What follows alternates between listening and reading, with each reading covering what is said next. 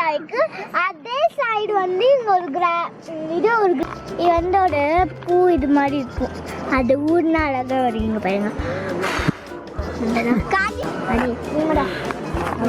இருக்கு உள்ள இடம் சேரா இருக்குது ஃபுல்லா.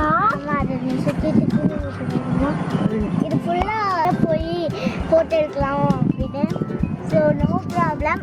நம்ம அங்கெல்லாம் சுற்றி இருக்குன்னா லொக்கேஷன் பார்த்துட்டு வரலாம்.